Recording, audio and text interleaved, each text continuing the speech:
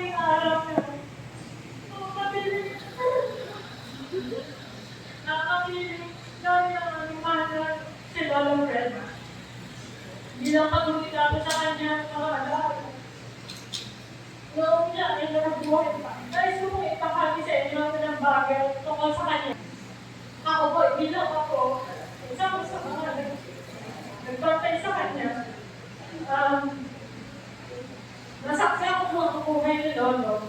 Isa siyang mabuting lingkod ng Diyos, responsable at mapagmahal ng asawa kay Lola.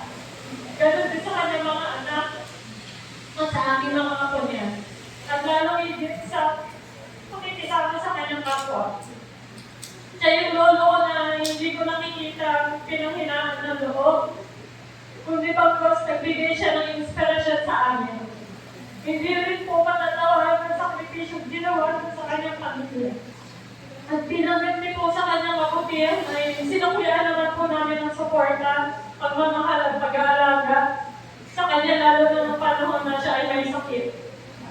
Kahit po siya ay matanda na, siya po ay joker. Kilala po ng mga close na family po niya, siya po ay isang joker na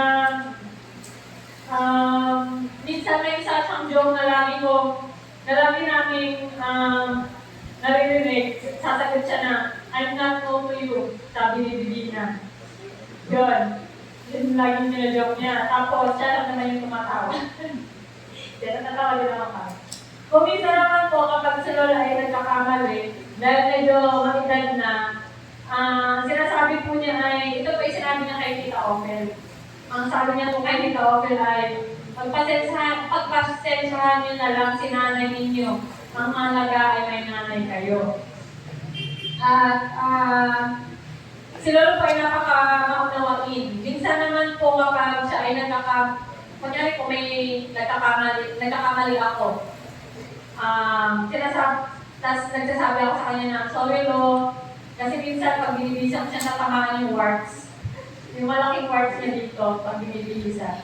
Tapos, sabi ko, sorry Lo, sinasabi niya, hindi ko maalala yung exact word